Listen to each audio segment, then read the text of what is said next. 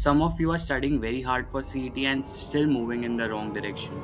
Not because you are not capable, but because you're studying in the wrong way. Let me say something that might sound a little harsh. Some of you are studying very hard for CET and still moving in the wrong direction. Not because you are not capable, but because you're studying in the wrong way. In fact, many CET aspirants follow preparation methods that actually reduce their chances of getting into colleges like JVMS or SIMSRI. So if you're preparing for CET right now, you might want to ask you yourself the question, am I studying the right way or just studying a lot? Let's just talk about three things that you should stop doing immediately if you want to improve your scores. Point one, stop preparing like it's CAT.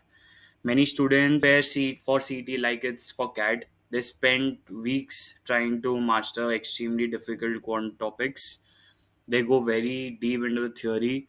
CT rewards speed, familiarity, and pattern recognition. So instead of spending hours on very difficult questions, focus more on common CT question type, shortcuts, and paper based solving. Point two, stop waiting to complete the syllabus. Another big mistake is this mindset: first, I will complete the syllabus, then I will start serious preparation. Problem with CET is that syllabus is never really complete. There will always be something left. So if you keep waiting to feel fully prepared, you will delay the most important part of preparation, actual exam practice. So instead of chasing syllabus completion, focus on consistent exposure to CET style questions. Point three, stop studying without a clear direction.